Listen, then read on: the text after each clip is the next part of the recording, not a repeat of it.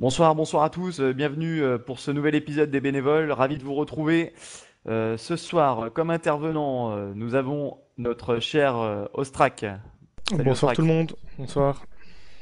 Bien sûr, notre grand coach, notre maître à tous, coach Kira. Salut à tous.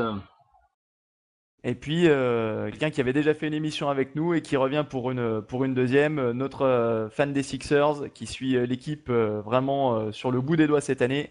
Il s'agit de Casifo. Bonsoir à tous. Voilà, alors au menu pour ce nouvel épisode, on va revenir bien évidemment sur les sélections pour le All-Star Game.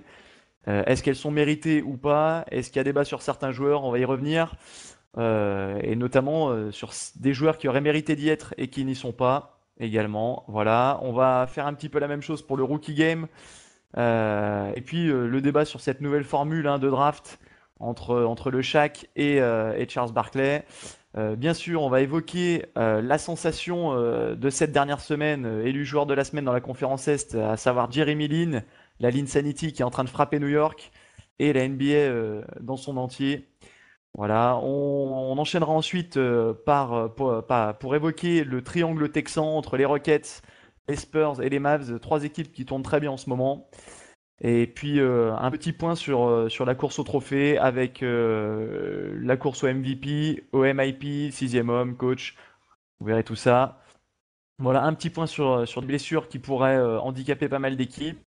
Bien sûr, traditionnellement, le petit point sur la NCAA par Coach Kira, comme d'habitude. Voilà. Alors messieurs, on va démarrer après l'exposé de ce sommaire sur les sélections All-Star Game. Je vous rappelle les équipes dans leur ensemble. Alors pour le 5 de la conférence Est, Derrick Rose, Dwayne Wade, LeBron James, Carmelo Anthony, Dwight Howard.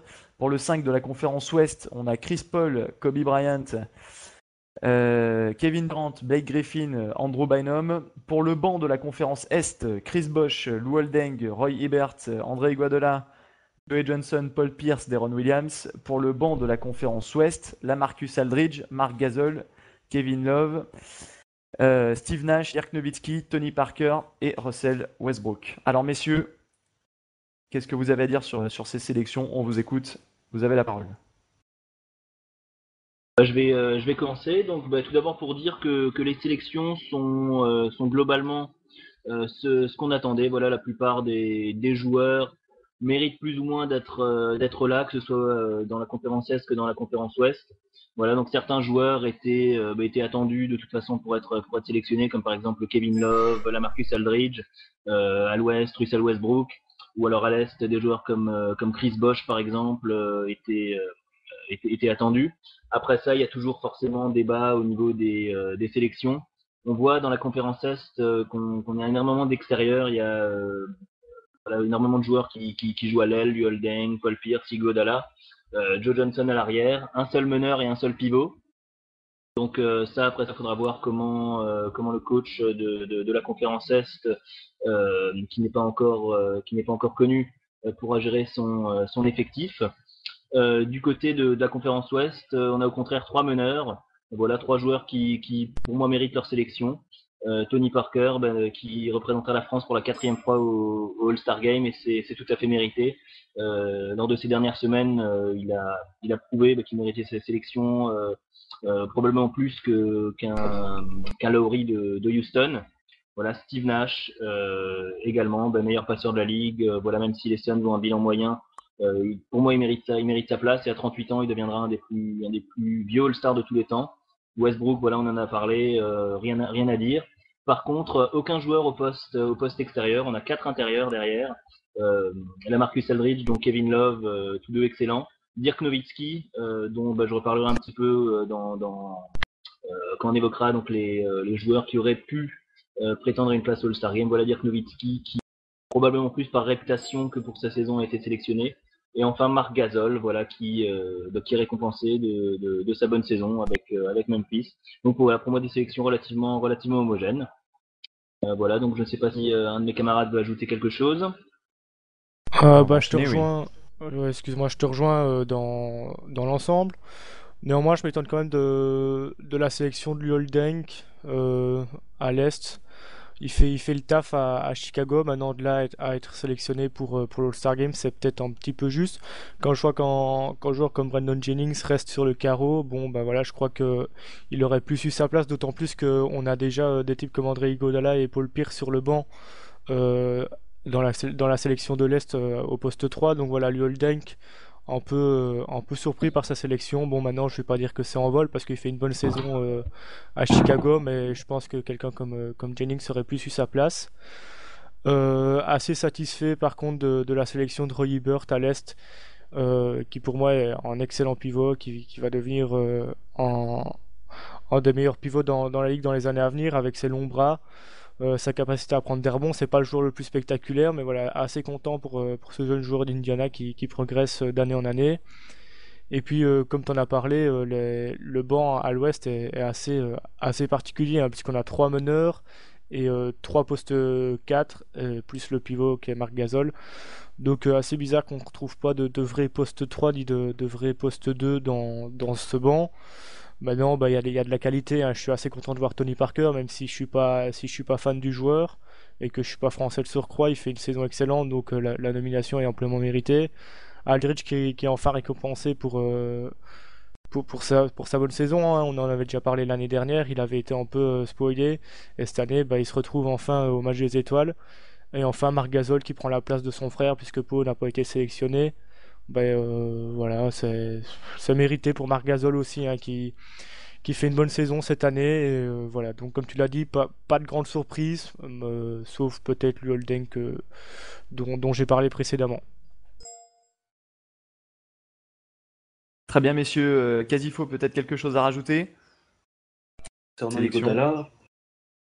Iguodala, je Oui. pense que pas dû être à game, car Philadelphie est dans la manière de jouer de cette équipe-là, aucun joueur ne ressort, et aucun joueur, selon moi, ne méritait d'être appelé. Bon, mentir, je suis très content de voir un joueur représenter la ville, représenter la franchise, mais pour moi, Josh Smith méritait davantage qu'Iguodala, et Luol Deng, pour moi, est à sa place, quoi. Je veux dire que si un joueur, parmi les 7 remplaçants à l'Est, si un joueur doit être remis en question, moi, ça doit être André Iguodala. Parce que tous les autres, selon moi, font le travail comme il faut dans leur équipe, portent leur équipe nuit après nuit, et sont irréprochables et hors pair.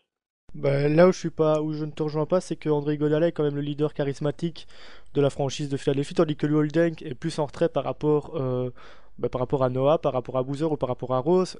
On parle de Lou Holden en quatrième, on parle d'abord des trois joueurs que j'ai cités auparavant. Et en plus, Iguodala va pouvoir apporter du spectacle dans le match d'All-Star, c'est quand même ce qu'on recherche. C'est quand même pour ça qu'on va regarder ce match, tandis que Lou Holden, bah, c'est pas non plus le joueur le plus spectaculaire de la ligue, quoi. Donc je me réjouis plus de voir Iguodala que Lou Holden, hein, personnellement. Exactement, ouais, moi je rejoins Ostrak à ce niveau. Voilà, pour moi, Iguodala est un cran au-dessus de Deng. Iguodala, voilà, donc joueur extrêmement spectaculaire. Leader moral d'une équipe où sur le terrain il n'y a pas vraiment de vrai patron. Mais pour moi, il mérite sa sélection. Donc moi, j'aurais pris Brandon Jennings, par contre, à la place ou de Deron Williams, qui individuellement fait une bonne saison au sein d'une équipe des Nets, voilà, en bas de tableau, ou alors donc Deng. Ce qu'il faut aussi noter, c'est qu'on a deux joueurs qui font leur première apparition, alors que ça fait déjà 8 ans qu'ils sont dans la ligue, donc Iguodala et Deng. Et on voit peut-être un changement de génération, aussi bien à l'Est qu'à l'Ouest, avec Kevin Garnett qui n'est plus là, Tim Duncan qui n'est plus là, Ray Allen qui n'est plus là. Voilà, Chauncey Billups, bon, avec sa blessure, même, il n'aurait pas été sélectionné de toute façon. Donc voilà, une génération, une page qui se tourne. Voilà, Maris Stoudemire également absent. Ça va apporter un peu de son neuf à ce match. Voilà, et donc pour la conférence Ouest, comme on l'a dit, aucun joueur sur les postes extérieurs.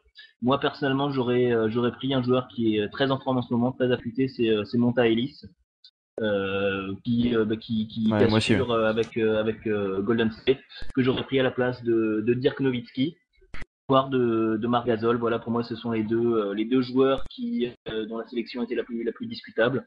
Donc voilà, je pense que Monta Ellis aurait pu apporter un peu de folie à ce match. Voilà, un scoreur fou, très bon shooter. Donc je pense que sa non-sélection, voilà, il la doit à la saison une nouvelle fois moyenne, voilà, pas mauvaise mais pas bonne non plus des Warriors. Donc voilà, je ne sais pas si quelqu'un veut rebondir là-dessus.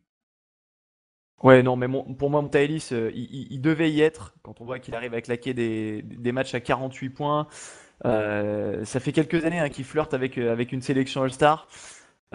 Personnellement, pour moi, Marc Gasol est un All-Star par défaut. C'est un All-Star par défaut. Quand on voit la saison de Memphis, bon, Randolph n'est pas là, mais pour moi, il n'a pas des stats de All-Star. Et c'est la pauvreté des intérieurs de la conférence Ouest qui fait que Marc Gasol est All-Star. J'aurais à la limite vu un Al Jefferson pour le bon début de Utah. Ou bien sûr Monta Ellis, voilà. Ou alors Monta Ellis à la place de Steve Nash. Après, c'est difficile de sortir Nash quand on voit qu'il a 56% de réussite.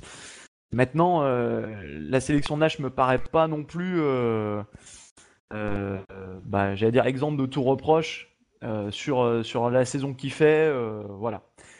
Bon, Oui, vas-y. non, moi je voulais dire Nash quand même, il nous sort une saison quand même qui est exceptionnelle avec un temps de jeu qui se réduit de plus en plus. Je crois qu'il nous a déjà sorti 3 matchs avec 15 passes décisives en moins de 30 minutes. C'est le meilleur de Voilà, non-assist, hein. Steve Nash est meilleur passeur de la ligue. Par contre, Ouais, donc, comme tu l'as dit, pour Marc Gasol, et c'est la même chose avec Roy Hibbert, pareil. on a donc les deux pivots sélectionnés alors qu'ils ne sont pas forcément les leaders de leur équipe. Rudy Gay et Danny Granger voilà, auraient également pu prétendre à ce rang. Donc voilà, Roy Hibbert qui profite de l'hécatombe des pivots dans la conférence Est. Brook Lopez, Andrew Bogut, Hmm. etc., Andrea Bargnani. Et Marc Gasol à l'ouest, à l'ouest derrière Andrew Bynum qui était cette année indiscutable au poste de pivot, c'était vraiment le néant dans les postes 5 purs. Al Jefferson aurait pu y prétendre mais bon, Marc Gasol, voilà, sa sélection au poste de pivot n'est pas non plus à 100% injustifiée. Donc voilà, et puis du coup, pour Steve Nash, moi Voilà. je maintiens personnellement Par que sa contre, sélection est méritée. Vas-y, je te laisse continuer. alors ouais, non, mais sur Nash, je veux bien que sa sélection soit méritée. Par contre, là où je vous rejoins pas du tout, en tout cas certains d'entre vous, c'est sur la sélection de Lou Holding. Pour moi, il mérite cette sélection. Comme disait Derrick Rose, s'il n'y est pas cette année, c'est une arnaque. Et je pense exactement la même chose. On ne se rend pas assez compte de l'impact de Lou Holding dans le jeu des Bulls de Chicago, ne serait-ce que par sa défense, par son leadership. Même par son scoring en tant que lieutenant, c'est un excellent lieutenant et pour moi il mérite cette sélection All-Star cette année.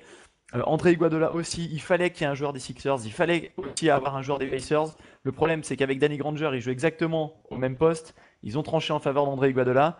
Par contre, pour moi, l'intrus, c'est clairement Joe Johnson. Il a fait quelques bons matchs, mais pour moi, Josh Smith devait être à la place de Joe Johnson.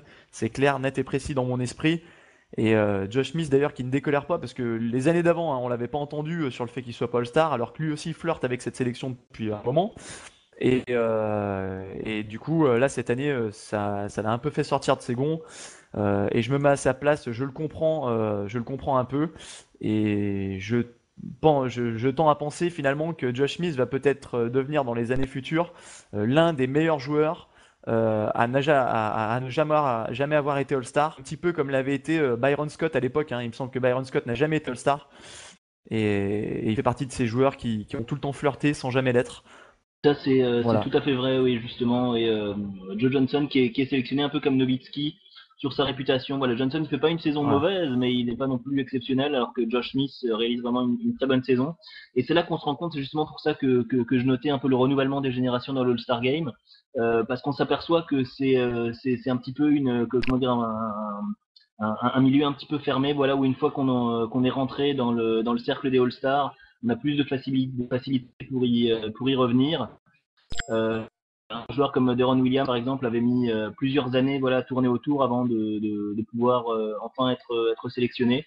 Donc voilà, Josh Smith, à moins d'une blessure, ce ne sera pas pour cette année, peut-être pour l'année prochaine, mais c'est sûr qu'il aurait mérité une place dans le All-Star Game. Oui. Voilà. Alors messieurs, on va enchaîner rapidement en parlant du match des rookies, hein, rookies sophomores, avec cette année donc la grande nouveauté. Alors à mon avis, sous l'impulsion quand même hein, de la chaîne de télé TNT, puisqu'on a appris cette année que les joueurs qui participeront à ce match seront en quelque sorte draftés à la fois par l'équipe de Shaquille O'Neal et à la fois par l'équipe de Charles Barkley, ce qui est assez original, hein, on doit l'avouer, ça s'est jamais fait. Donc du coup, certains coéquipiers pourront jouer peut-être ensemble, en tout cas, dans le règlement, alors que d'autres, alors que c'était pas possible sur les années d'avant. Messieurs, à votre avis, est-ce que ça évolue dans le bon sens? Si vous voulez, je vais me lancer. Donc c'est la quatrième formule pour le Rookie Game, créée donc en 94. Alors pendant les 2 premières années, ça avait été un peu expérimenté avec un peu comme maintenant un pool des meilleurs rookies répartis entre 2 équipes. Puis après ça, de 96 à 98, pendant 3 ans, on avait les meilleurs rookies de l'Est contre les meilleurs rookies de l'Ouest. Donc ça faisait une bonne vingtaine de rookies sélectionnés, ce qui n'est pas forcément le top pour assurer un niveau de jeu élevé. Voilà, si on doit sélectionner 20 rookies chaque saison, c'est quand même assez difficile de trouver des joueurs qui ont un temps de jeu conséquent dans leurs équipes. Et puis après ça, donc depuis 2000, on avait droit à une rencontre entre les rookies et les sophomores. Donc voilà, là également une rivalité comme la rivalité Est-Ouest, une rivalité entre les joueurs de première année et de deuxième année. On a vu le plus souvent une domination des sophomores, voilà, qui à part en 2002, en 2000 et l'année dernière, donc 3 fois seulement les rookies ont remporté le match. Voilà, à chaque fois des matchs comment dire, très spectaculaires, mais sans grande intensité. Donc voilà, ce concept, moi personnellement, je suis pas vraiment très favorable à avoir une mixité entre joueurs de première année et de deuxième année. Je pense qu'au niveau des rivalités, voilà, il y aura pas vraiment de points d'appui. Voilà, comme on a une conférence Est, une conférence Ouest, des joueurs de première année, de deuxième année. Là, on aura un mix, un mélange de joueurs sans rien qui puisse les discerner. Alors je suis d'accord qu'on puisse avoir des associations intéressantes, voilà, voir peut-être Kyrie Irving et Ricky Rubio ensemble, voir peut-être enfin des joueurs d'une même équipe euh, s'affronter. Mais personnellement, je suis pas super favorable à cette nouvelle version. Donc on verra ce que ça donne sur le terrain. Voilà, de toute façon, ce sera sur le terrain qu'on jugera euh, de la réussite ou pas de cette nouvelle formule. Mais personnellement, je suis assez sceptique.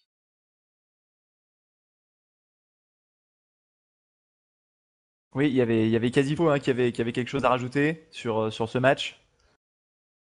Moi, je partage l'avis de Coach Kira à plusieurs exceptions près, notamment, notamment concernant le fait que, selon moi, ça peut être une bonne idée, une bonne innovation pour relancer l'attrait de ce match.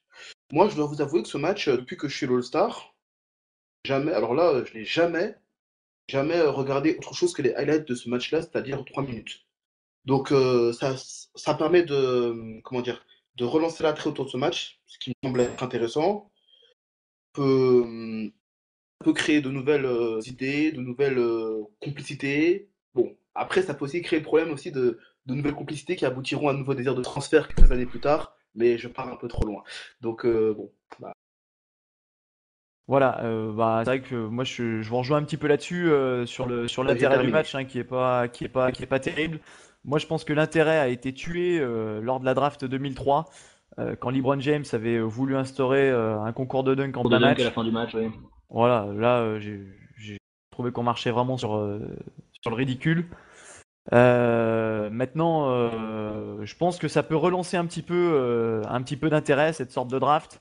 Après, c'est vrai que ça fait un petit peu cours d'école, general manager entre Shaq et Charles Barkley. Donc pourquoi pas. C'est une formule à tester, on verra bien.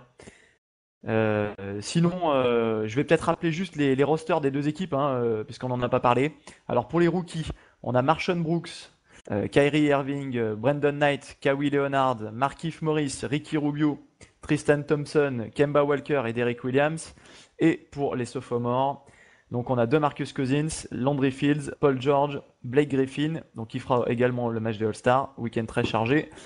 Evany Banks des Lakers, Greg Monroe, Thiago Splitter, Evan Turner et John Wall.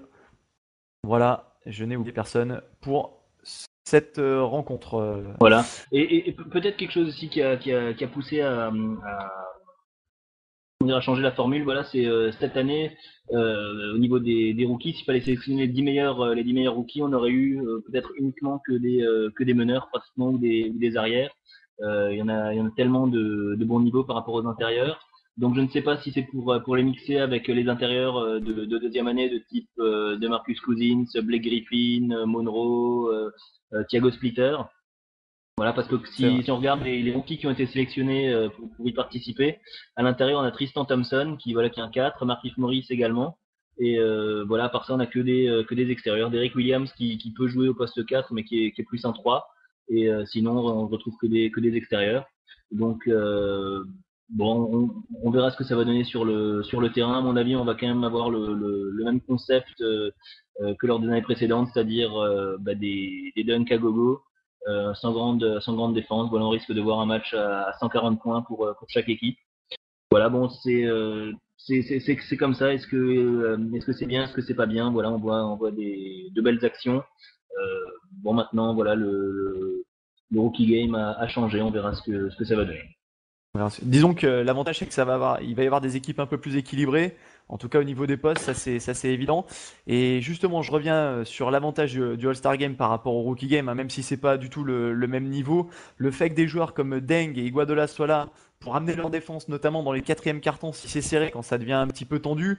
Et c'est ça qu'on attend aussi maintenant d'un All-Star. C'est pas seulement des highlights à tout va. Ça peut vraiment donner quelque chose d'intéressant, hein. On se souvient du All-Star Game de 2001 à Philadelphie qui avait été magnifique, celui de 2003 à Atlanta. Voilà, il y Le a dernier de beaucoup Jordan qui avait été énorme, oui. voilà, ouais, ouais. Donc, c'est ces All-Stars là qui restent dans les mémoires, qui nous font vibrer. C'est ceux où vraiment à la fin ça se joue à rien du tout, où les tirs deviennent difficiles, où il y a de la défense. Et je pense que voilà, le genre de joueurs comme Deng et Iguodala ont toute leur place, notamment à ce moment-là du match.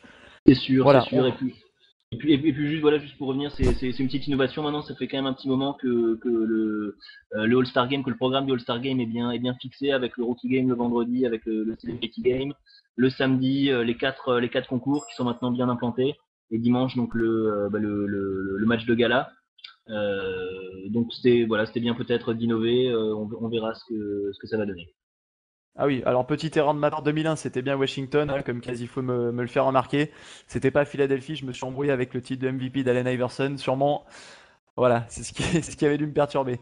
On va enchaîner maintenant, messieurs, si vous le voulez bien, avec la sensation, hein, de la semaine écoulée, à savoir Jeremy Lin, ce joueur sorti d'un peu nulle part chez les Knicks, hein, qui a pris la main chez les Knicks, qui a été lancé dans le grand bain par Mike D'Antoni. Et là, il nous fait 5 matchs assez incroyables. Tout simplement pour terminer joueur de la semaine et notamment la perf de la semaine, hein, pour lui avec ses 38 points face aux Lakers sur une télé nationale. Donc maintenant il y a une sorte de hype, de folie de Jeremy Lin. Tout simplement, je vous pose la question, messieurs, est-ce que c'est un feu de paille? Est-ce que ça peut être un futur All-Star? Juste un bon role player? À vous de me le dire. Alors je vais prendre la parole. Bon, pour ma part, il va pas continuer sur ce rythme-là, c'est juste impossible. Ou alors ce serait du jamais vu de voir un joueur qui sort comme ça de nulle part et qui vient claquer du 25 points, 8 assists et 4 rebonds, quoi. Ouais, ça me paraît impossible. Je crois qu'on va voir déjà une nette différence ce soir si Amar'e Stoudemire revient pour New York. Parce qu'il faut quand même se rendre compte qu'il a pris 20 shots par match, hein. Bon, 20 shots, c'est quand même énorme pour un joueur comme lui. Donc voilà, il a profité de l'absence de Carmelo et de Stoudemire. Mais je crois que ça va vite redescendre. Néanmoins, il a quand même prouvé qu'il savait faire gagner une équipe, puisque en l'absence des deux stars, New York a gagné les 5 derniers matchs. Et il en est quand même pour beaucoup, hein. Tu as notamment parlé de ses 38 points face aux Lakers. Il était dans un grand jour, une grosse réussite. Et voilà, donc pour moi, en sortie de banc, il peut devenir sixième ou même prendre la place de 2 dans le starting five, mais son apport va énormément baisser quand Carmelo, Anthony et quand Amar'e Stoudemire reviendront, et il prendra peut-être 10 shots maximum par match au lieu des 20 qu'il prend actuellement. Donc voilà, en feu de paille. Je sais pas parce que bon, il va pas s'éteindre totalement à mon avis, mais parler de lui comme futur All-Star, ça me paraît d'une part prématuré et d'autre part surréaliste. Je sais pas ce qu'en pensent les autres. Je suis assez d'accord avec l'analyse d'Ostrak. Mais selon moi, j'apprécie cette histoire. J'apprécie ce genre d'histoire autour de la NBA, qu'un joueur qui sort de Harvard, son équipe est au bord du précipice, puisque te rappeler que la semaine dernière, New York était au bord du précipice avant cette série-là. Ah Tout le monde oui. parlait, enfin tout le monde anticipait sur un éventuel renvoi de D'Antoni après le Super Bowl. Tout le monde commençait à spéculer. Enfin, bref. Donc moi, je suis très content. Cette histoire-là me plaît. Maintenant, est-ce qu'il va durer? Là, je suis d'accord avec Ostrak, encore une fois, je ne pense pas qu'il va durer à ce rythme-là. 25 points, 8 passes, 4 rebonds par match, je pense que on est d'accord, ça va pas être possible. Enfin, si c'est possible, je serais content pour lui, mais je ne pense pas. Cela étant dit, ce joueur, de ce que j'ai vu de lui, notamment lors de la fin du match contre les Lakers, joue avec intelligence, et cette intelligence de jeu peut être très intéressante et peut faire franchir un palier à New York, notamment concernant la relation avec avec Carmelo Anthony et Amar'e Stoudemire. Si, parce que j'ai une déclaration de Carmelo Anthony aujourd'hui qui là où il disait qu'il était prêt à bon, changer son jeu, c'est un grand mot, mais à rester dans son rôle de scoreur en fait. Je pense que s'il reste dans son rôle de scoreur sans trop dépasser ce rôle-là, sans trop jouer en isolation, New York ne peut être que meilleur. Parce qu'avec Amar'e Stoudemire, je pense que l'association Jeremy Lin-Amar'e Stoudemire sur pick and roll, là, on en a vu un aperçu avec Tyson Chandler, ça peut donner un résultat très très intéressant. Oui, je suis Voilà, d'accord ben, avec toi. Excuse-moi, Kira. vas-y, Juste je te laisse. parce que je suis d'accord que Carmelo Anthony peut se contenter de ce rôle de scoreur et ne pas abuser des isolations, mais alors il faut changer de coach. C'est pas un mec comme Mike D'Antoni qui va dire à Carmelo arrête les isolations. Et Anthony le fera pas lui-même, ça j'en suis convaincu. D'une part, il aime trop scorer, et d'autre part, il a pas le cerveau pour. Je suis désolé, c'est pas le mec qui a le cerveau le plus évolué en NBA. Et voilà, on est bien d'accord. C'est un très bon joueur. Voilà, il y a rien à dire, mais c'est pas un mec comme Pogazol qui a le QI basket de Pogazol par exemple. Donc, je te rejoins peut-être là-dessus, mais alors qu'on vire d'Anthony, qu'on mette en coach qui sache prendre les rênes d'une équipe, et à ce moment-là, on verra peut-être Carmelo Anthony changer et Jeremy Lin s'affirmer un petit peu plus dans cette équipe, quoi. Oui, oui, oui, Voilà, c'est ben, sûr que. Vas-y, vas-y, coach. ok, bah écoutez, pour ma part, moi, avant de regarder les stats de Jeremy Lin, ce qu'il faut regarder, c'est la colonne victoire pour les Knicks. Voilà, 5 matchs, 5 victoires. On voit une équipe avec Jeremy Lin comme leader, mais pas que lui. On sent enfin une âme dans cette équipe, ce qu'on n'avait pas depuis l'arrivée de Carmelo et de Stoudemire, avec des joueurs motivés, voilà, qui sautent quand il y a un 3 points qui est marqué, des joueurs comme Iman Shumpert, comme Steve Novak par exemple, qui se sont complètement transcendés lors des quelques derniers matchs. Pour moi, on a vraiment assisté à la naissance d'une équipe. Et j'ai un peu peur que les retours de Stoudemire, puis de Carmelo, ne brisent cette dynamique.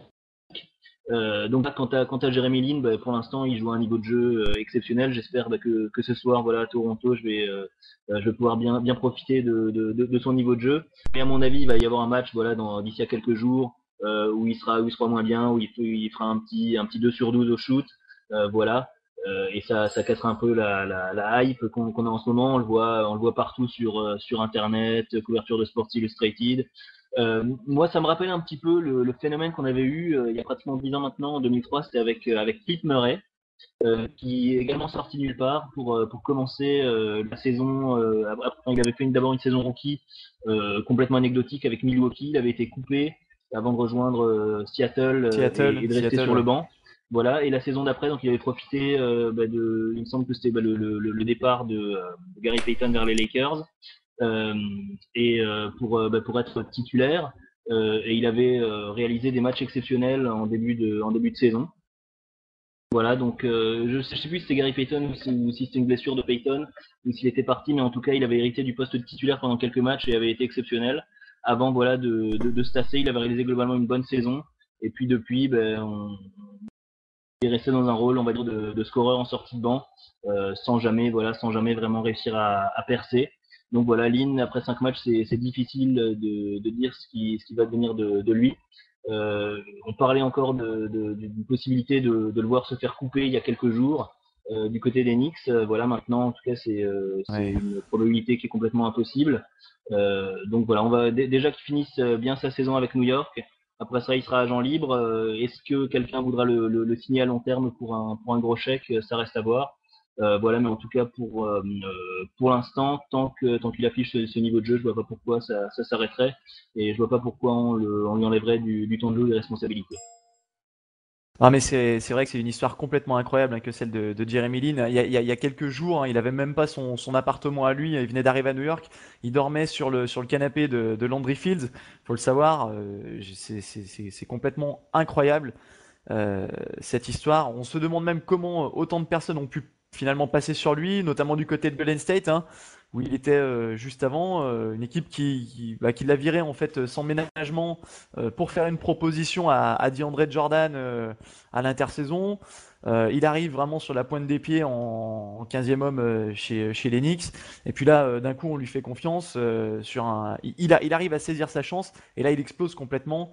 Alors, pour le moment, il joue en sur-régime. Là, je vous rejoins complètement. Pour moi, ça sera pas futur All-Star non plus, mais un bon role-player, un bon meneur backup, euh, pourquoi pas, ou même un bon meneur titulaire. Hein. Ça peut être sans problème un très bon meneur titulaire. Disons que c'est vraiment mon coup de cœur en ce moment. Il a apporté un vent de fraîcheur complètement incroyable. Il supporte en tout cas la pression parce que lui, ou alors il joue vraiment sans pression pour le coup et il se fout un petit peu de tout. S'il a des tirs à prendre, il les prend. On a vu dans le match contre les Lakers, même dans d'autres matchs. Et en ce moment, c'est lui qui porte l'équipe sur ses épaules. Il rend en plus les autres meilleurs parce qu'il a une très bonne vision du jeu. Et finalement, c'est peut-être la seule chose qui a fait de bien d'Anthony depuis son arrivée à New York. Je pense qu'il peut être compatible avec Amare Stoudemire, un peu comme Nash l'était avec Stoudemire, même si Jeremy Lin n'a pas le niveau de Steve Nash dans ses meilleures années, c'est indiscutable. Mais je pense que les deux peuvent être associés. J'ai beaucoup d'appréhension par contre avec Carmelo Anthony.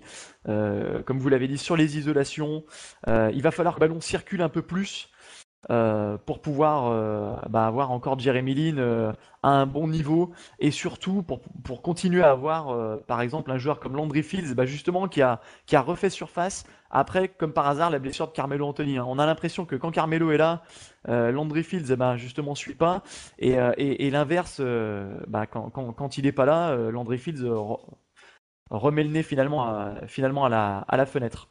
Non, mais on a l'impression Voilà. vraiment que cette équipe s'est libérée avec Jeremy Lin à la main et en l'absence de Carmelo Anthony. Voilà, on sent les joueurs beaucoup plus impliqués dans tous les systèmes. Vraiment, enfin, c'est le jour et la nuit par rapport au début de saison. Donc voilà, personnellement, donc, je pense que l'équilibre risque malheureusement d'être chamboulé avec le retour des deux All-Stars. Ouais. Et puis vraiment, comme vous l'avez dit, maintenant il y a une âme dans cette équipe.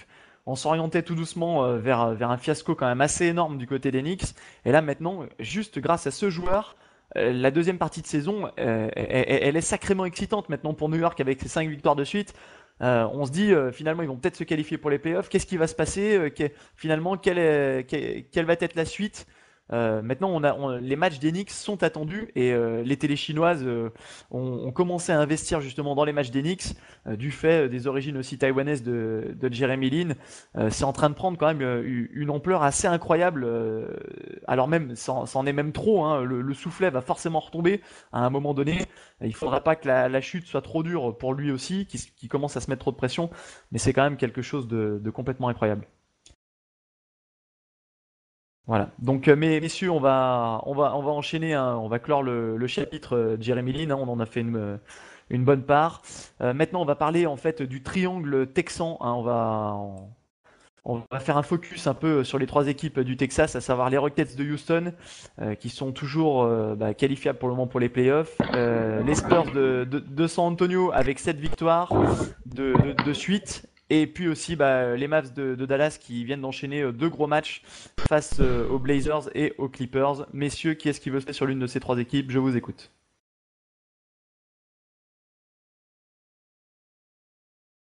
Ah, peut-être coach, hein? Bah écoutez, à ce moment-là, oui, je vais peut-être me lancer. Bah, là, cette année, on se retrouve avec les trois équipes du Texas, un petit peu comme au milieu des années 2000, avec une vraie rivalité entre les trois équipes, toutes plus ou moins au top niveau. Voilà, donc pour l'instant, les trois équipes justement reviennent très en forme. San Antonio qui enchaîne les victoires, avec un Tony Parker de feu et avec Manu Ginobili de retour. Dallas, donc qui après son début de saison catastrophique, commence à bien revenir, à l'image de son franchise player Dirk Nowitzki, qui depuis maintenant quelques matchs retrouve son niveau de jeu, le niveau de jeu qui a fait de lui l'un des meilleurs joueurs de tous les temps. Et donc également Houston, voilà Houston qui depuis maintenant quelques saisons tournait autour au niveau des playoffs. Cette année, on sent vraiment que la page Yao Ming, on va dire, est tournée et qu'avec cette nouvelle équipe, les Rockets peuvent, à mon avis, accéder aux playoffs. Après ça, Houston, je pense qu'ils sont un peu justes pour viser beaucoup plus qu'un premier tour. Même s'il y a beaucoup de bons joueurs, voilà, Scola, Lowry, il n'y a pas vraiment de superstars au sein de l'effectif. Voilà, mais en tout cas, 3 équipes qui sont dangereuses. Voilà, mon coup de cœur, personnellement, ça reste les Spurs. Voilà, Tim Duncan, qui, même si on l'annonce sur le déclin, reste quand même un joueur d'un sacré calibre. Voilà, j'ai hâte de voir son duel avec Blake Griffin cette semaine.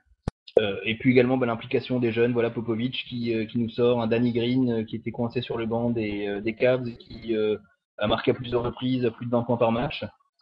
Kawhi Leonard, voilà le rookie qui fait également une bonne saison. Donc voilà, trois équipes très solides. Thiago Splitter qui après une première saison, on va dire de découverte en NBA, commence vraiment à élever son niveau de jeu. Donc voilà, 3 équipes vraiment séduisantes. Pour moi, les Spurs restent la plus forte des 3. Voilà, et puis à Dallas, juste un petit mot, voilà, pour signaler, voilà, que ça va un peu moins bien pour nos Français, avec le retour de Jason Kidd. Rodrigue Bobois est sorti de la rotation, ce qui est assez surprenant vu qu'il joue une bonne vingtaine de minutes par match avec des statistiques assez intéressantes. Et Yann Maini, voilà, qui voit aussi son temps de jeu un peu reculer, il joue plus qu'une petite dizaine de minutes par match. Donc voilà, on espère que pour eux ça va s'arranger. Mais voilà, je sais pas si quelqu'un veut ajouter quelque chose sur le triangle texan. Oui, moi je voudrais dire notamment que pour moi les 3 équipes, San Antonio, Dallas, Houston, sont très fortes. J'ai eu l'occasion de voir les Spurs venir à Philadelphie. Alors, je jouais contre les Sixers à Philadelphie, donc un match à regarder. Les Spurs ont été impressionnants, notamment la session Neil Splitter sur pick and roll. Enfin, c'est juste très très beau à voir. C'était harmonieux, c'était beau à voir. Bon, malgré le fait que ça soit contre mon équipe, mais bon. Chose. Cette équipe de San Antonio me paraît très vraiment semble réglé au centimètre près.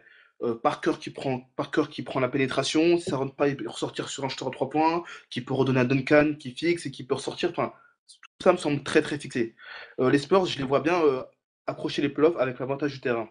Concernant Dallas, en tant que champion en titre, leur début de saison a été un peu compliqué. La machine a mis du temps à repartir. Maintenant, elle me semble repartie comme l'année dernière et je les vois bien faire une fin de saison régulière tout à fait honorable et en playoff élever le niveau de jeu et là il faudrait être très fort pour les sortir.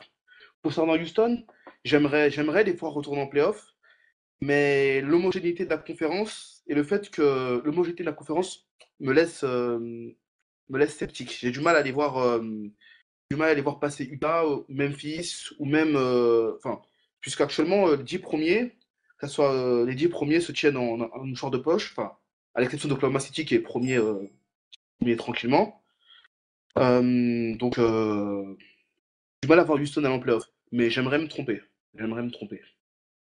Alors personnellement, je rejoins Cadifo là-dessus. Houston, ça reste quand même une grosse surprise. Il faut quand même se rendre compte qu'ils ont le même bilan que les Lakers, en meilleur bilan que Portland. Bon, qui aurait pu prévoir ça en début de saison, en sachant que Adelman est parti, qu'ils ont pris Kevin McHale comme coach, donc c'est pas non plus une pointure, une grosse référence dans le coaching. Ok, il est bon, voilà, il fait bien son job, mais Houston, ça reste quand même une énorme surprise pour ma part, hein. Du côté de San Antonio, qui viennent d'enchaîner 7 victoires à la suite, je trouve ça assez étonnant de leur part aussi, en sachant que Ginobili va seulement revenir. Mais bon, on voit que Parker tient bien la baraque. Il fait certainement sa meilleure saison de sa carrière. Il est vraiment époustouflant. Donc, voilà, en espérant que San Antonio va pouvoir continuer sur ce rythme. Et puis on en avait déjà parlé dans un épisode précédent, mais Greg Popovich gère très bien le temps de jeu de ces hommes, hein. Et ça, bon, on l'avait dit à l'époque, ça peut faire la différence une fois qu'arrivera les playoffs, parce que quand on voit par exemple la gestion du temps de jeu qu'a Mike Brown aux Lakers par exemple, ben, les Lakers vont arriver cramés, tandis que San Antonio va arriver malgré l'âge un petit peu plus frais. Donc ça, au moment des playoffs, ça pourrait compter. Et enfin, un petit mot sur Dallas, ben, la force tranquille, hein, j'ai envie de dire, après un début de saison où tout le monde s'affolait déjà. Ben voilà, ils remontent la pente tranquillement à leur rythme. Et maintenant, ben, ils sont bien calés dans la conférence Ouest. Ils ont leur place en playoff qui est déjà bien assurée à mon avis. Et ils ont retrouvé le niveau de jeu qui était leur l'année dernière. Et juste un petit dernier mot, euh, plus que ces trois équipes-là, c'est carrément la Southwest Division qu'on retrouve en top niveau avec Memphis qui est aussi en Oui. prétendant au playoff malgré la blessure de Zach Randolph. Donc c'est un peu cette conférence, la top conférence qu'on avait au début des années 2000, au milieu des années 2000, qu'on retrouve. Et bon, on a aussi New Orleans dans cette conférence, mais bon, c'est un peu... bon voilà, hein, ils sont à 5-23, donc on va éviter d'en parler, mais c'est un peu la conférence qu'on redoute à nouveau au sein de cette conférence Ouest.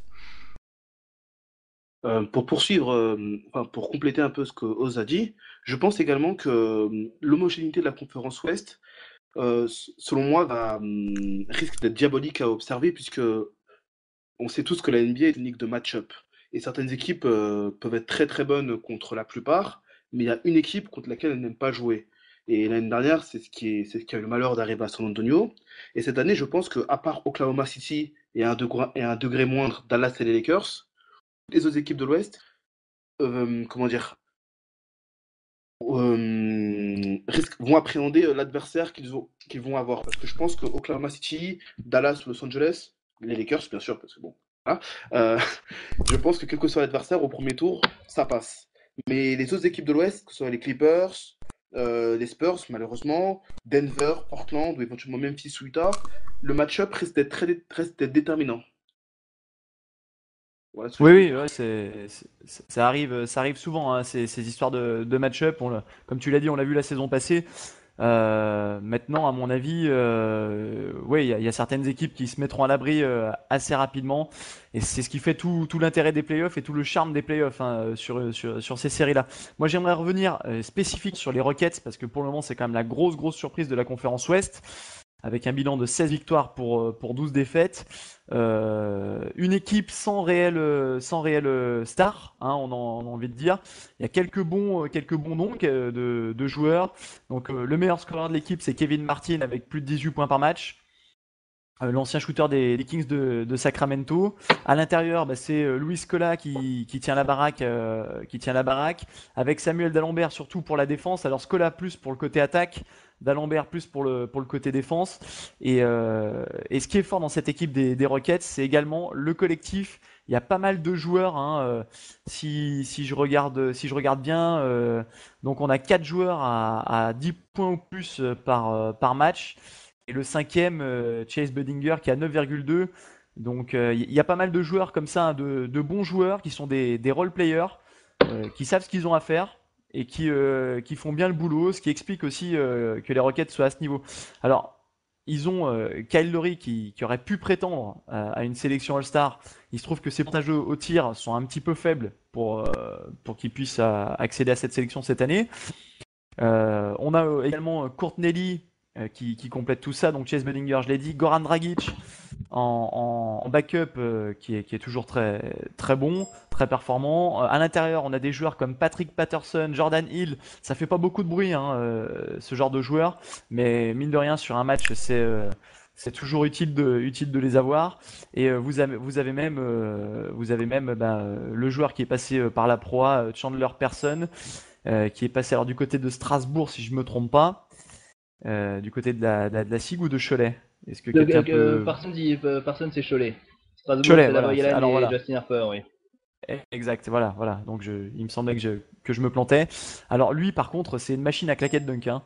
Si vous avez vu dans les highlights, c'est vraiment dès qu'il y a une claquette dunk à faire, il est là pour écrabouiller tout le monde. Donc c'est une équipe qui fait pas beaucoup de bruit, dont personnellement je les ai vus jouer, je crois 2 fois dans la saison, euh, pas plus que ça. Donc voilà, Mais c'est un peu une équipe en sous-marin. Alors, ça m'étonnerait quand même qu'elle arrive dans les 8, parce que j'ose toujours espérer que Memphis va relever un peu la tête sur l'effectif, sur le talent. Je pense qu'ils sont capables de passer devant les Rockets.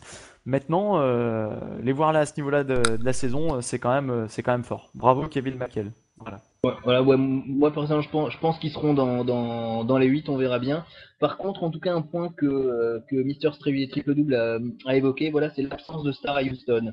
On a la même chose avec Denver, on a la même chose avec Philadelphie, et avec justement le regroupement entre guillemets entre Big Three comme à New York, à Miami, etc., où on voit les stars qui se rejoignent dans quelques franchises.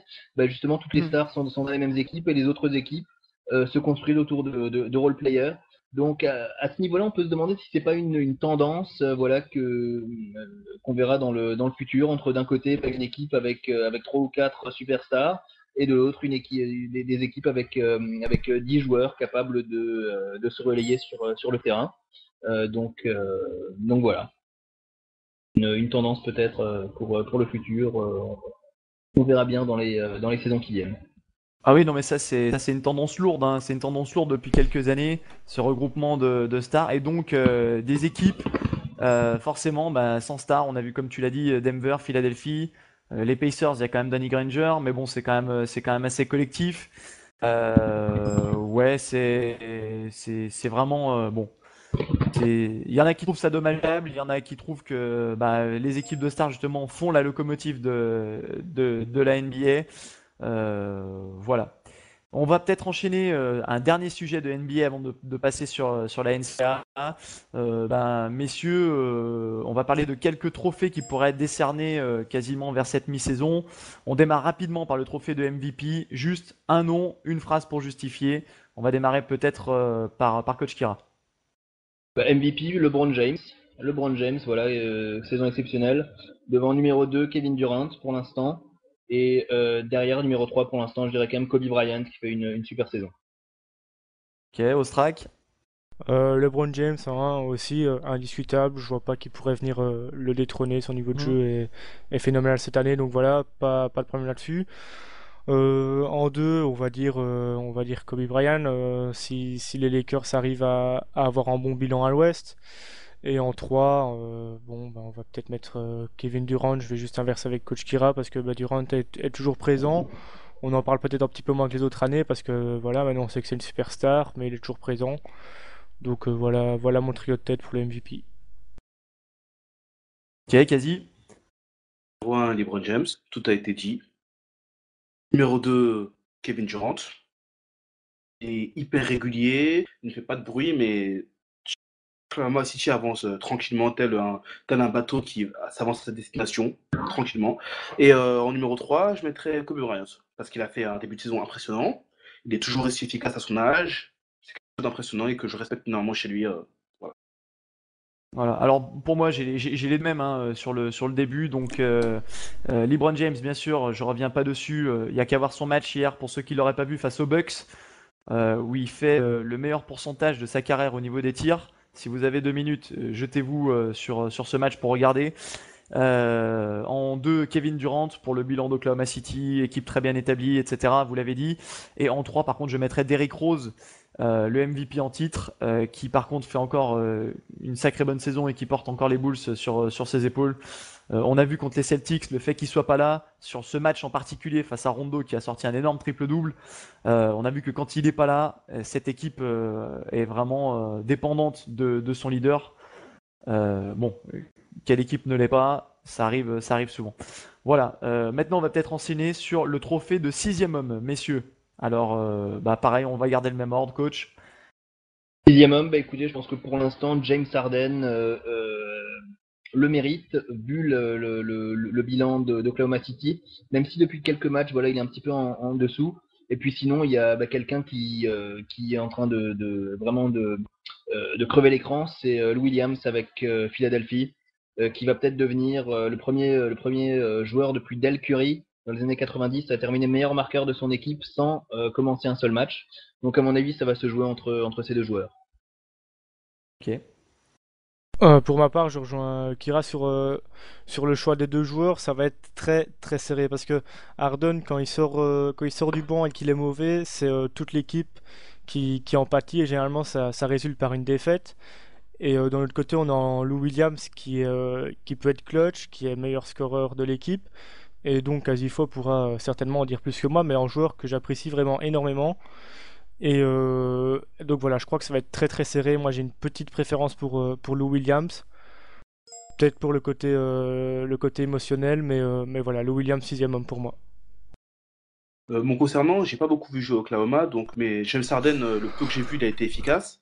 Tandis que concernant les Sixers, pour moi, Lou Williams fait du bon travail en sortant du banc, mais Tadeusz Young, franchement, en termes d'impact, d'intensité, de lutte, d'hargne, de changement de momentum, est vraiment très très fort. Et si je dois donner si je dois dire quel joueur parmi les Sixers est le meilleur entre Tadeusz Young et Lou Williams en sortie de banc, je le donnerai à Tadeusz Young.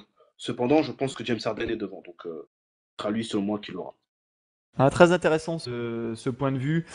Pour moi, c'est Harden qui va l'avoir également. Après, c'est vrai que si Lou Williams arrive à avoir ces statistiques quelque peu historiques hein, qu'a évoqué coach Kira sur le fait que il est meilleur marqueur de son équipe en n'ayant pas débuté un seul match, ça peut peser dans les votes. Ça sera serré. On verra, voilà. Maintenant, on va peut-être parler aussi sur le dernier trophée qu'on aimerait évoquer ce soir avec vous. Ça serait le trophée de coach de l'année. Beaucoup de prétendants. Messieurs, votre avis? Coach de l'année, ouais, toujours difficile à décerner entre les équipes qu'on attendait au top niveau et qu'ils sont, et les équipes un petit peu surprises. Alors à ce niveau-là, moi j'ai quelques noms. Voilà, Doc Collins pour Philadelphie qui fait un travail exceptionnel avec un effectif qui ne paye pas de mine mais qui est très homogène. Également comme coach, pourquoi pas, alors je vais lancer le nom Eric Spoelstra. Voilà, malgré la présence de James, Bosch et Wade, cette année l'équipe de Miami a vraiment franchi un palier par rapport à l'année dernière au niveau de sa qualité de jeu.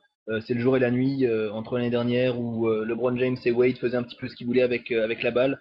Cette année c'est beaucoup plus construit, on a des joueurs de banc qui sont beaucoup plus impliqués. On a une vraie, comment dire, une vraie équipe au sens noble du terme. Voilà, et puis un troisième nom, pourquoi pas Vinny Del Negro qui fait du très bon travail avec les Clippers, qu'on n'attendait peut-être pas aussi haut. Donc voilà, pour l'instant, ce sont les trois noms qui se dégagent pour moi. Pour ma part, il y a aucun doute, c'est Mike Brown, le coach de l'année. Une gestion de l'effectif hors norme. Non, non. Blague à part, blague à part, bien entendu, non, non. Non, moi je mettrais Doug Collins pour les raisons qu'a évoqué coach Kira, parce que bon bah voilà, il fait un bon boulot. L'année dernière, certains voulaient le mettre à la porte et finalement on voit que ça a payé de le garder. Cette année, il fait un très bon boulot. Maintenant, quand coach Kira parle de Spoelstra, je suis un peu, ouais, je suis pas convaincu parce que, enfin, ok, il coach, mais en même temps, il a qu'à regarder ses joueurs faire quoi. Quand on a James Wade en attaque, qu'est-ce que vous voulez dire qu'on entend qu'on entend les coachs parler, qu'on entend Spoelstra, c'est toujours la même chose et c'est pas très enfin c'est pas digne d'un coach NBA. Je trouve donc le mettre coach de l'année c'est un petit peu juste. Il a la place qu'il mérite parce qu'il a l'effectif pour le faire et voilà, c'est tout. Donc moi je mettrais Doug Collins bien devant à mon avis. Concernant Doug Collins, l'année dernière, après 16 matchs, Philadelphie était à 3 victoires pour 13 défaites. J'étais sceptique, je dis, j'ai été sceptique parce que je ne voyais pas le changement par rapport à l'ère Eddie Jordan, qui a été. Ouais, moi. Bon, cela étant dit, cette année, moi, pour le trophée d'entraîneur de l'année, je le donne à Greg Popovich, parce qu'il gère bien le temps il gère bien le temps de ses joueurs stars. Il fait bien travailler ses joueurs l'apprécient, ils se dévouent pour lui, ils se battent pour lui. San Antonio ne fait pas de bruit, mais continue à avancer toujours efficacement. Et comme ça pourrait être sa dernière année, vu qu'il a toujours dit que l'année où Duncan partira, je partirai aussi. Bon, après on va voir s'il va le faire ou pas. Mais je pense que ce serait un bon au revoir pour lui avant d'aller chercher une bague.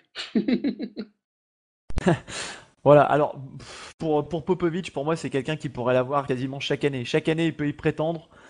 Comme Jerry Sloan pouvait y prétendre chaque année avec le Jazz. Alors Jerry Sloan qui l'a jamais eu. Ça, c'est l'un des petits scandales de l'histoire de la NBA. Bon, Collins, je vous rejoins là-dessus. En début de saison, j'aurais dit Dwayne Casey de Toronto. Les Raptors se sont un petit peu écroulés avec la blessure de Bargnani également. J'ai deux autres noms en tête.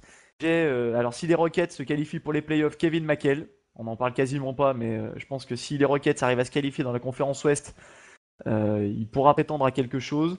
L'autre nom, c'est aussi pareil en cas de qualification pour les playoffs, c'est Rick Adelman des Wolves, parce qu'il a quand même bien modifié cette équipe. Il a quand même donné les clés du camion, comme on dit, à Ricky Rubio.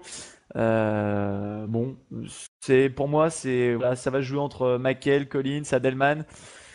Après, c'est vrai que sinon, si on regarde le bilan, de nouveau, bien sûr, des Scott Brooks, Tom Thibodeau, Mais des Mitch Spoelstra. Mais bon, pour moi, ils ont moins de mérite de par leur effectif. Parce que pour moi, voilà, mais le coach of the year, c'est vraiment celui qui arrive à tirer le maximum de son effectif au regard de ses joueurs. Voilà, ouais. voilà, il y a des coachs comme Phil Jackson par exemple, lors des 15 dernières années, Popovich, Jerry Sloan, voilà, qui l'ont peut-être pas eu suffisamment. Pas eu assez. Après, c'est toujours comment dire, la difficulté de choisir un coach qui a une équipe qui sur le papier est excellente et qui est au niveau. Voilà, Phil Jackson a eu Michael Jordan, Shaquille O'Neal, Kobe Bryant, voilà, tous les coachs n'ont pas ça dans leur effectif. Ou alors un coach voilà, qui fait quelque chose de bien avec une petite équipe. Donc voilà, c'est toujours assez difficile à décerner. C'est un petit peu comme pour le trophée du joueur ayant le plus progressé. Est-ce qu'on prend une star qui est devenue une superstar, ou est-ce qu'on prend un joueur venu de nulle part et qui est devenu un bon role player? C'est toujours, voilà, la petite difficulté, mais bon, on verra bien ce que nous réserveront les trophées en cette fin de saison. Ouais. Ah bah pour les Concernant, MIP, on a eu les deux cas, hein. On a eu les deux cas pour les MIP. On a eu du Kevin Love l'année passée. Là, cette année, c'est sûr que si Jeremy Lin continue à ce niveau-là, en termes de progression, je pense que là, il pourra difficilement y avoir mieux. Voilà, si quelqu'un veut enchaîner, n'hésitez pas. Sinon, on va concernant passer sur le. Oui, vas-y. Concernant les entraîneurs, j'aimerais rajouter un petit mot. Je pense que l'entraîneur, son apport ne doit pas être sous-évalué. Je veux dire que Doug Collins, par exemple, pour ne citer que lui, a entraîné Michael Jordan et Scottie Pippen. Bon, c'était pas la même période de leur carrière, mais je veux dire qu'un entraîneur, c'est lui qui est le chef du navire, c'est lui qui impulse la dynamique, c'est lui qui sait quand est-ce qu'il faut cajoler, quand est-ce qu'il faut être moins, comment dire, quand est-ce qu'il faut alterner entre le câlin et le bâton. Je veux dire, des moments. C'est important, selon moi, c'est très important. Et Phil Jackson, auparavant, j'étais assez sceptique le concernant, mais récemment, j'ai lu son ouvrage Sacred Hoops, qu'il avait publié dans les années 90, et également son ouvrage The Last Season, quand il parlait des Lakers 2003-2004. Et son approche Oui. psychologique me plaît énormément parce qu'on voit qu'il arrive à bien manager les égos, les conflits, à alterner entre la réprimande ou l'aspect, comment dire, ou l'aspect limite fraternel, je veux dire. Donc c'est pour ça que Hmm. l'apport du coach me semble très important. Ah, mais Jackson là-dessus était vraiment le meilleur, hein, sur le fait de distribuer les mauvais points. Comme tu l'as dit, la gestion des égos psychologiquement, c'est le maître. Voilà. Après, certains lui reprochent bon, le fait d'avoir eu des grands joueurs et aussi peut-être d'avoir, au niveau basket pur, peut-être de ne pas s'y connaître autant que certains autres coachs. Par contre, c'est vrai qu'au niveau gestion de groupe, psychologie de joueurs, gestion des égos, je pense que c'était vraiment le top du top. Et c'est ce qui a fait qu'il a eu cette carrière complètement incroyable, hein. Bah, si je peux me permettre, pour moi, je pense que Phil Jackson, là où je l'apprécie le plus, et d'ailleurs là où j'apprécie le plus Kobe Bryant, c'est sur les 4 premiers matchs contre Phoenix en 2006.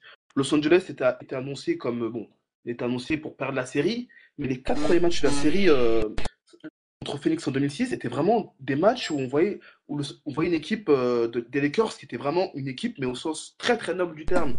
Tout le monde partageait, Kobe faisait le facilitateur, et il venait placer le coup de grâce quand il le fallait, pardon. Donc vraiment, c'est à cette période-là que j'ai vraiment vu qu'il a tiré le maximum sur ces 4 matchs-là de son effectif. Bon, après, c'était que 4 matchs et malheureusement, les Lakers ont chuté en 7 matchs. Ok, très bien. Bah, je crois qu'on a été complet, hein, pour le moment, sur ces quelques trophées de mi-saison. On voulait pas tout évoquer avec vous, hein. Les rookies, on en a parlé dans les autres épisodes. Voilà, donc on aura l'occasion hein, d'en reparler. On va enchaîner pour conclure cette émission sur toujours notre petite rubrique NCAA avec Coach Kira qui va nous résumer un petit peu l'actu de ces 2 dernières semaines. Voilà, Coach, c'est à Bon, toi. voilà, exactement. Bah oui, on est maintenant à 3 semaines de la fin de la saison régulière en NCAA, donc les choses sérieuses s'approchent avec la Championship Week puis la March Madness. Donc voilà, comment dire, les classements commencent un petit peu à s'affiner. Donc, écoutez, je vous propose un petit point pour les 6 conférences majeures. Avec dans l'ACC, tout d'abord, on a eu droit la semaine dernière à un match exceptionnel entre North Carolina et Duke, avec un panier au buzzer d'Austin Rivers. Austin Rivers, voilà, qui fait une saison correcte, mais dont on attendait peut-être un peu plus, et qui devrait voir sa cote remonter après son match vraiment exceptionnel, 29 points face à North Carolina, à Chapel Hill, donc sur le parquet des Tar Heels. Donc ces deux équipes, voilà, qui restent en tête de la conférence, avec deux équipes derrière qui peuvent jouer les troubles faits, Florida State et Virginia. Voilà, deux équipes solides dont il faudra se méfier pendant la March Madness. Dans la Big East, on a toujours Syracuse, voilà, qui continue son cavalier seul. Victoire hier soir d'un petit point dans un déplacement difficile à Louisville chez Rick Pitino. Donc Syracuse, voilà, toujours très largement en tête, avec un effectif qu'on pourrait un peu comparer à celui, par exemple, de Philadelphie ou de Nuggets ou de Houston, voilà, avec beaucoup de joueurs de bon niveau, mais probablement aucun futur All-Star en NBA. Marquette et Georgetown derrière, voilà, qui sont toujours là dans le top 15 NCAA, deux équipes redoutables dont il faudra également se méfier la March Madness venue. Connecticut, rien ne va plus là. Le match justement samedi face à Marquette sur leur parquet sera vraiment déterminant. Si ça continue comme ça, ils risquent même d'être éliminés de la March Madness, de ne pas être sélectionnés par le comité. André Drummond, voilà, qui a un niveau de jeu assez affligeant quand même depuis plusieurs matchs, alors qu'il était annoncé comme le numéro 1 de la draft avant le début de la saison. Maintenant, c'est clairement plus le cas. Et puis, il y a un petit coup de cœur en ce moment, c'est Notre-Dame qui a battu Syracuse et Marquette coup sur coup à domicile et qui remonte bien. Voilà donc pour la Big East. La Big Ten, toujours si forte, voilà, meilleure conférence de la NCAA, avec maintenant deux équipes qui se détachent en tête, Michigan State et Ohio State. Voilà, Jared Sullinger qui est toujours aussi bon avec les Buckeyes, mais ces derniers se sont inclinés face aux Spartans de Michigan State qui ont pris la tête. Voilà, et puis derrière, beaucoup d'équipes qui seront sans doute repêchées pour la March Madness, Michigan, Indiana, Wisconsin, même des équipes comme Northwestern ou Illinois qui sont vraiment, vraiment bonnes. Dans la Big 12, alors là maintenant la situation s'est un petit peu décantée. On avait un trio tête, voilà, qui s'est détaché avec Kansas, Missouri et Baylor.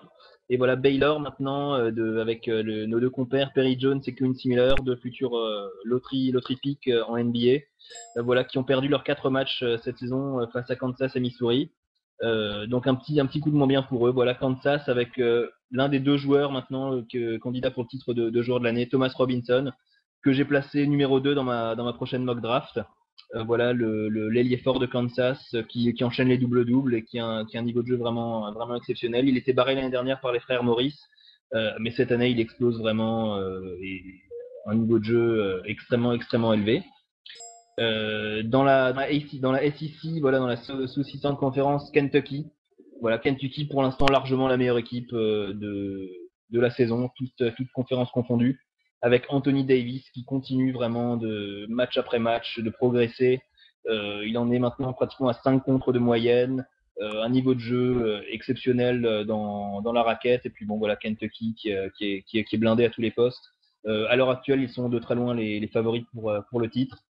Derrière, dans la SEC, plusieurs équipes assez décevantes comme Florida, Vanderbilt et Mississippi State, voilà, qui ont un peu de mal à confirmer leur bon début de saison.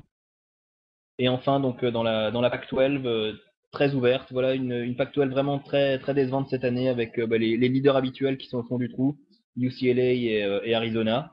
Donc moi je verrais bien Washington qui a deux futurs joueurs NBA dans ses rangs, Terence Ross et Tony Broughton.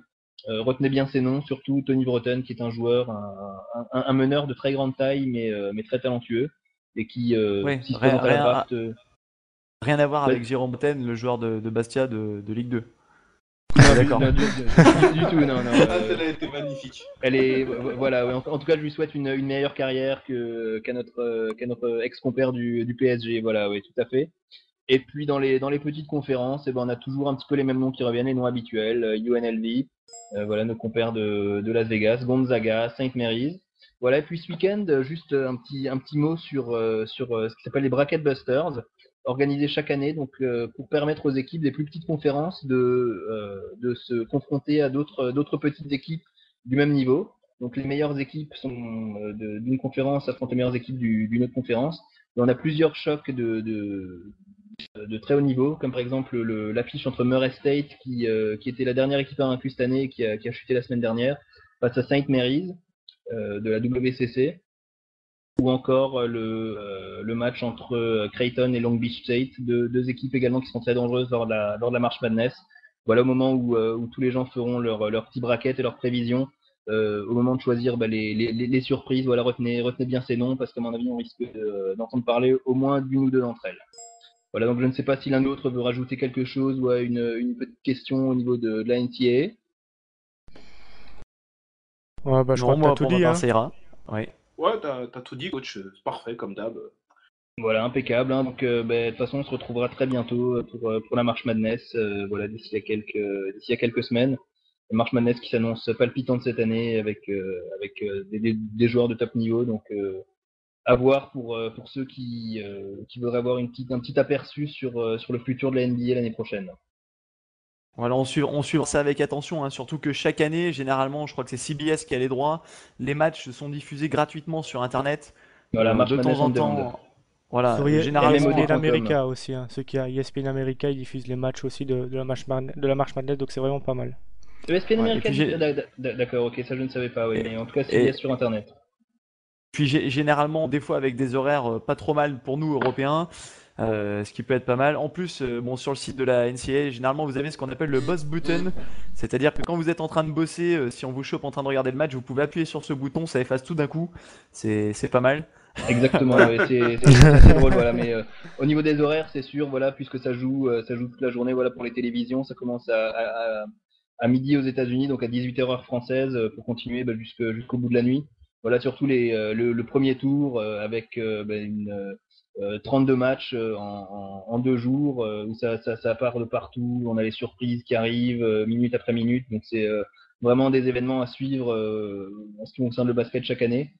Mais de toute façon, on suivra tout ça, je pense, sur le site et sur le forum. Voilà, donc on se donnera rendez-vous en mars pour cette March Madness. Voilà. Ok messieurs, bah, juste quelques petits rappels de rendez-vous sur le forum. Donc forcément la mock draft, hein, tenue régulièrement par Coach Kira. On a parlé aussi de Jeremy Lin, si vous voulez en débattre, il y a un article dans la rubrique des Knicks. Le All-Star Game pareil, hein, il y a aussi cette rubrique dans la rubrique Inside NBA. Vous trouverez vraiment de quoi débattre, n'hésitez pas. On vous attend sur le forum de Basket Evolution comme d'habitude. Et sur ce, bah, on va vous saluer pour la fin de ce nouvel épisode. Salut à tous. À très bientôt! Au revoir tout le monde. Au revoir tout le monde, bonne soirée. Ciao ciao.